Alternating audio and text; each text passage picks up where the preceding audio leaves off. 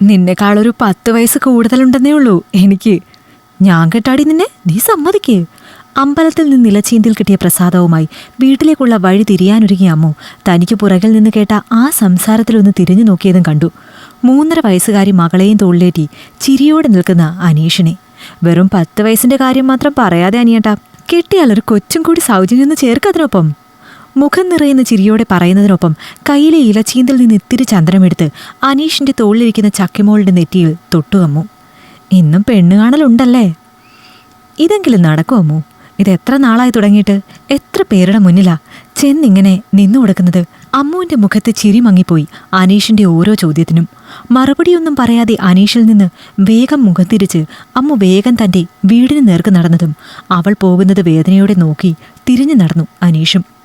3 സഹോദരന്മാരുടെ ഏക സഹോദരിയാണ് 27-കാരിയായ അമ്മു. കുടുംബവും ജോലിയും ഒക്കെയായി ദൂരസ്ഥലങ്ങളിലേക്ക് സഹോദരന്മാർ താമസം മാറിപ്പോയപ്പോൾ അമ്മയെയും തറവാടിനെയും നോക്കാനൊരാളായി മാറിയിരുന്നു അമ്മു അവർക്ക്. വാദത്തിൻ്റെയും ഒപ്പം ശ്വാസമുട്ടലിൻ്റെയും പ്രശ്നമുള്ളതുകൊണ്ട് അമ്മയെ നോക്കാൻ ഏട്ടന്മാരുടെ ഭാര്യമാർക്ക് വയ്യ. അമ്മുവിന് വരുന്ന ഓരോ ആലോചനയും ഓരോ കാരണങ്ങൾ കണ്ടെത്തി മുടക്കുന്നത് അവളുടെ ഏട്ടന്മാർ തന്നെയാണ്. അമ്മുവിന് അറിയില്ലെന്ന് മാത്രം. വീട്ടിലേക്ക് നടക്കുന്നതിനിടയിൽ ചിന്തിച്ചുകൊണ്ട് അനീഷ് ഒന്ന് തിരിഞ്ഞു നോക്കുമ്പോഴും അവളുടെ വീടിനുള്ളിലേക്ക് കയറിയിരുന്നു അമ്മു. ആരായിരുന്നു അമ്മു വഴിയിൽ? നീ സംസാരിച്ചു നിൽക്കുന്നത് കണ്ടല്ലോ. ഒന്നും അറിയാത്തതുപോലെ വന്ന് സംസാരിക്കുന്നത് മൂത്തയേട്ടൻ്റെ ഭാര്യയാണ്. വൈകുന്നേരം മടങ്ങുമ്പോൾ കൊണ്ടുപോകാനുള്ള തേങ്ങയും മറ്റു സാധനങ്ങളും എല്ലാം എടുത്തൊതുക്കി വെക്കുകയാണവർ. അവരുടെ പ്രവൃത്തി അല്പനേരം നോക്കി നിന്ന് അമ്മു കണ്ടു. അവരോടൊപ്പം തന്നെ വീടിനകത്തും പുറത്തു നിന്നും ഓരോന്നായി പെറുക്കിയെടുത്ത് കൊണ്ടുപോകാൻ ശേഖരിക്കുന്ന മറ്റ് 2 ഏട്ടത്തിയമ്മമാരെയും അവരെ അതിന് സഹായിക്കുന്ന തൻ്റെ ഏട്ടന്മാരെയും. സത്യം പറഞ്ഞാൽ തൻ്റെ പെണ്ണുകാണലിൻ്റെ പേരിൽ അവരിവിടേക്ക് വരുന്നത് ഈ കെട്ടിപ്പെറുക്കലിനല്ലേന്നോർത്തൊരു നിമിഷം പരിഹാസച്ചിരി അമ്മുവിൻ്റെ ചുണ്ടിലും തെളിഞ്ഞു. നീ എന്താടി പെണ്ണെ ഒന്നും മിണ്ടാത്തത്? ആരായിരുന്നു വഴിയിൽ? അമ്മുവിൻ്റെ ആലോചനയോടെയുള്ള നിൽപ്പ് കണ്ട് അവളുടെ കയ്യിലൊന്ന് തട്ടി ഏട്ടത്തിയമ്മ. അത് അനീഷേട്ടനായിരുന്നു. ചക്കിമോള് കരഞ്ഞപ്പോൾ കൊണ്ടു നടന്നതാണ്. ആ ചെക്കൻ്റെ ഒരു കാര്യം കഷ്ടം തന്നെയാണ്. ഒരു കല്യാണം കഴിച്ചൊന്ന് ആയതും പ്രസവിച്ച് 28 തികയാൻ നിൽക്കാതെ അവനെയും ആ പൊടിക്കുഞ്ഞിനെയും കളഞ്ഞവൻ്റെ ഭാര്യ മുൻ കാമുകൻ്റെ കൂടെ പോയെന്നുള്ളത് എനിക്കിപ്പോഴും വിശ്വസിക്കാൻ പറ്റണില്ല. ഒരാശ്ചര്യത്തോടെ പറയുന്ന മൂത്ത ഏട്ടത്തെയും അതിന് പിന്താങ്ങി സംസാരിക്കുന്ന മറ്റുള്ളവരെയും വെറുതെ ഒന്ന് നോക്കി നിൽക്കുമ്പോൾ അമ്മു ഓർത്തത് അനീഷിനെയാണ്. വിവാഹശേഷവും അവളുടെ മനസ്സിൽ അയാളായിരുന്നെന്ന് അറിഞ്ഞിരുന്നെങ്കിൽ ഇങ്ങനെ ഒരു വിഡ്ഢിവേഷം കെട്ടില്ലായിരുന്നുവെന്ന് കണ്ണീരോടെ കരഞ്ഞു പറഞ്ഞ അനീഷിൻ്റെ മുഖം മനസ്സിൽ തെളിഞ്ഞതും ഒരു നീറ്റലിൽ പിടഞ്ഞു അവൾ. എൻ്റെ അമ്മുവേ, ഒന്ന് കണ്ണെഴുതി പൊട്ടുവിട്ടൂടെ നിനക്ക്?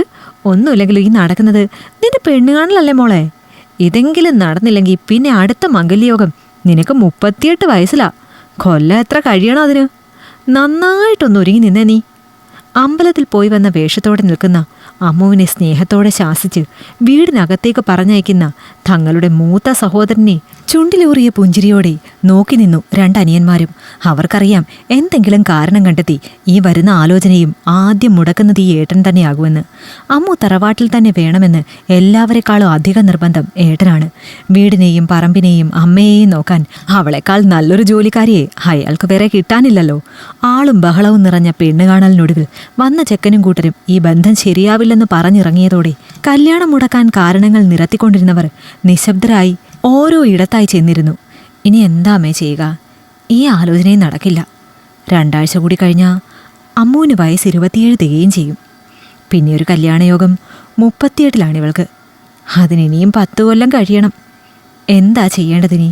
സങ്കടവും നിരാശയും ശബ്ദത്തിൽ ആവോളം കലർത്തി ചോദിക്കുന്ന തൻ്റെ മകനെ അല്പനേരം വെറുതെ നോക്കി നിന്നു അമ്മ. എന്ത് ചെയ്യാനാ? നിങ്ങൾക്ക് ചെയ്യാൻ പറ്റുന്നതിൻ്റെ പരമാവധി നിങ്ങൾ ശ്രമിച്ചില്ലേ? ഇതൊക്കെ ഓരോ യോഗമാണ്.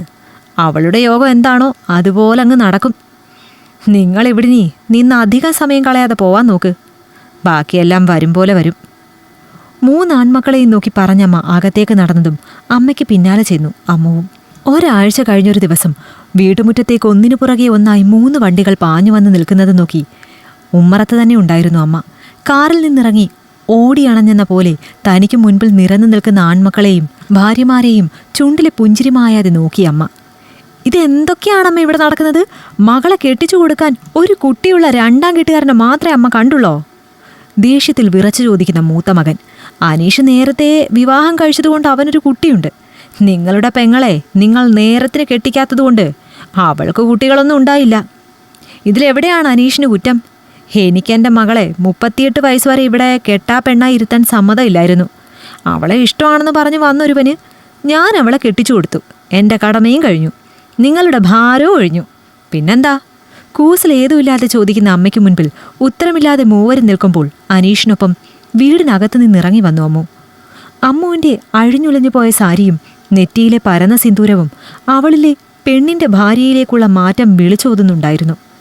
കെട്ടിക്കേറി നേരത്തോട് നേരം തികയും മുമ്പ് അവൻ്റെ കൂടെ കിടക്കാനാണ് അവൾക്ക് തിരക്ക്. അമ്മുവിനെ ആകെ ഒഴിഞ്ഞു നോക്കി വെറുപ്പോടെ മൂത്ത ഏട്ടത്തിയമ്മ പറഞ്ഞതും അവളെ നെഞ്ചിലേക്ക് ചേർത്ത് അവരുടെ മുൻപിൽ വന്നു നിന്നു അനീഷ്. അത് നിങ്ങൾ പറഞ്ഞത് സത്യമാണ് കേട്ടോ. ഞാനൊരു പെണ്ണിനെ അറിഞ്ഞിട്ട് വർഷങ്ങളായി. ഇവളാണെങ്കിൽ ഇത്രയും വർഷങ്ങളായിട്ട് ആണെന്താന്ന് അറിഞ്ഞിട്ടുമില്ല. അപ്പം പിന്നെ കിട്ടിയ നേരം കൊണ്ട് ഞങ്ങളതൊന്ന് പരസ്പരം അറിഞ്ഞ് പങ്കുവെക്കുകയായിരുന്നു. ബുദ്ധിമുട്ടുണ്ടോ ഏട്ടത്തിയമ്മയ്ക്ക്? പുറകെ നിൽക്കുന്ന അമ്മ കേൾക്കില്ലെന്നുറപ്പിച്ച് ശബ്ദം കുറച്ചവൻ ചോദിച്ചതും വിളറി വെളുത്തു എല്ലാവരും. കൂടുതൽ സംസാരത്തിനൊന്നും നിൽക്കാതെ കയ്യിൽ കിട്ടിയ സാധനങ്ങളും പെറുക്കി തങ്ങൾ വന്ന വാഹനങ്ങളിലേക്ക് തിരികെ കയറാനൊരുങ്ങിയ സഹോദരങ്ങളുടെ മുൻപിലേക്ക് ചെന്നു അമ്മു. അമ്മയെ കാണാൻ വേണ്ടി മാത്രമാണെങ്കിൽ വരാം നിങ്ങൾക്കിനി ഇങ്ങോട്ട്. അതല്ലാതെ ഇനി ഈ വീട്ടിലേക്ക് ഇവിടുന്ന് എന്തെങ്കിലും വാരിക്കൊണ്ട് പോകാമെന്ന് കരുതി ആവരുത് ആരും ഇങ്ങോട്ടേക്ക് വരുന്നത്. നിങ്ങൾക്കുള്ളതെല്ലാം നിങ്ങൾ ആദ്യമേ ചോദിച്ചു വാങ്ങി വിറ്റ് കളഞ്ഞതാ. ഇവിടെ ഇനി ഉള്ളതെല്ലാം എൻ്റേത് മാത്രമാണ്. അമ്മയുടെ വീതം ഉൾപ്പെടെ എനിക്കാണ്. ഈ സമ്പത്ത് സ്വന്തമാക്കാൻ വേണ്ടി എന്നെ ഇവിടെ കെട്ടാച്ചരക്കാക്കി നിർത്താൻ നോക്കിയതല്ലേ എല്ലാവരും കൂടി. ഇനി ഇവിടുന്നൊരു മൺതരി പോലും പതിയരുത് നിങ്ങളുടെ കാലിൽ. വാരിപ്പെറുക്കി അവരെടുത്ത സാധനങ്ങളിലേക്ക് നോട്ടമിട്ട് അമ്മ പറഞ്ഞതും ആകെ നാണം കെട്ടുപോയവർ കയ്യിലുള്ളതെല്ലാം തിരികെ ഇട്ടിട്ട് വേഗത്തിൽ അവിടെ നിന്ന് പടിയിറങ്ങി പോകുന്നത് വല്ലാത്തൊരു ആത്മനിർവൃത്തിയോടെ നോക്കി നിന്നു അമ്മുവും അനീഷും. ഇഷ്ടമായെങ്കിൽ ലൈക്ക് ചെയ്യൂ. നിങ്ങളുടെ അഭിപ്രായങ്ങൾ കമന്റായി രേഖപ്പെടുത്തൂ.